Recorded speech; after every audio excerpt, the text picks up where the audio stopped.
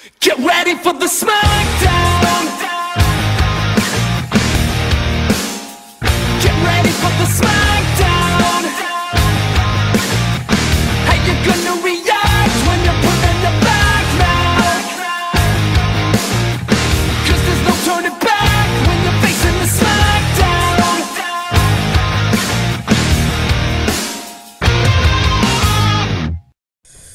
Battle time, guys. Back again. How's everybody doing out there? Welcome back to Section 19 Fantasy Fights. And this time, guys, for fight number 3, I deliver a fight created by me. First, we have Manowar from Valiant Entertainment versus Atrocitus, founder of the Red Lantern from DC Comics. So we have Manowar versus Atrocitus. Two great warriors going at it. Different universes, just the way I like it. Let's kick it off, shall we? So first of all, we start off with Manowar. Now, for anybody who has not read anything from Valiant Comics / Valiant Entertainment, I do highly recommend you picking something up. There's something always to jump on for that company. I'm very proud of that company for making a big turnaround. Now, in terms of the character Manowar, his real name is Alric.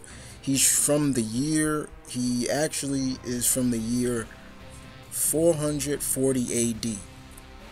His barbarian people, known as the Visigoth, were in battle with the Romans before he and members of his clan were kidnapped by extraterrestrials known as the Vine. And on their home world, they enslaved all his people and had them do all their biddings. However, Alric, with the warrior spirit that he has, never gave up, and he tried to make an escape until he found the Vine members basically like praying at this sacred artifact. The artifact would be this orb, this sentient orb that just looked like a multicolored orb. Unfortunately, when Alric approached it, it morphed into this armor that pretty much is mostly like symbiotic, sentient to him, and he broke free of it. Now, and because of that, he has wielded this power, this suit of armor, which is now only encased to him. Nobody else can wear it. Pretty much nobody else can wear it. I've seen people try, but it seems to be very with him now. It's almost, like I said, it's almost symbiotic. Now, in terms of Alric's skills and the powers that this suit gives him, first of all, without the armor, Alric is a very, very fierce warrior in armed and unarmed combat. Okay, at an early age, he was skilled in combat. He has years of fighting experience. He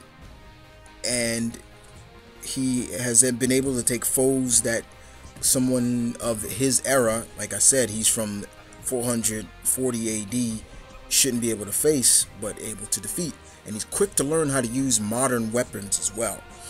Now, in terms of the Man of Armor, the armor gives him vast abilities. For example, energy blast. He's able to form the energy into weapons like swords. It enables him to fly.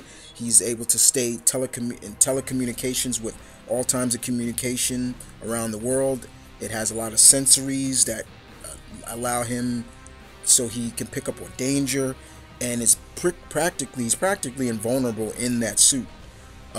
It can take a licking and you won't even believe it. So yeah, he's a force to be reckoned with. I've seen this guy take down whole battalions by himself, and that's a lot. That is definitely a lot. Alric is a very true warrior indeed. So we move on to his combatant in this, and that is none other than Atrocitus. Alright, everybody should know Atrocitus. Atrocitus being the founder of the Red Lanterns, and I say that because he's the one that kind of started it. Auric is basically, I said Atrocitus is basically the product of what happens when the Machine Men obliterated his sector, his planet. He's the survivor of what is known as the survivor of the massacre in Sector 666. And because of that, his rage picks up, and you know what happens. It's all about rage with the Red Lantern. You all guys know that. And it is because of that, Atrocitus is physically very powerful being, super strong, resistant to pain. He's also able to adapt to the blood magic that a lot of the Red Lanterns do, and he's very much very much better at controlling the power of a Red Lantern than other Red Lanterns. He is not, reduced to like a mindless rage like the others, unless they jump into that pool of blood that they do. I've seen Atrocitus, guys, be able to survive when his heart was ripped out of his chest. And I'm like, what the hell? That's a lot of willpower to have your heart ripped out, and he's able to survive on that. That's saying a lot. Atrocitus is no joke, people. So whenever you see him around, or whenever the battle deters and he's coming at you, it's almost like, oh god, not him. He's the one of the Red Lanterns you need to fear, definitely. So we move on to the battle breakdown, ladies and gentlemen. So I told you guys a little detail of these two great warriors. So what would happen if these two worlds collided? Auric and Atrocitus collided and battled fiercely. Both great warriors at heart, great warriors with powerful weapons indeed. So it goes down. So in saying that, we also look at the fact that which weapon is more powerful, the Exo-Man of War Armor or the power of a Red Lantern? Who can take more damage? I just told you Auric's armor is basically invulnerable, protects him from everything. It's nearly sentient. I just told you Atrocitus had his heart ripped out and he still fought. This is going to be a battle that is going to go hand in hand down to stamina, ability, attributes, who's a better warrior, you name it. And I'm not going to play favorites here, guys, so I'm going to stay out of this match. I'm not going to give my results. But I ask you guys, what do you think?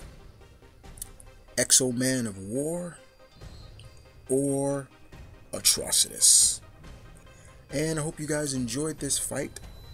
I will see you guys soon with the next fight, which comes from Tarnell 4003.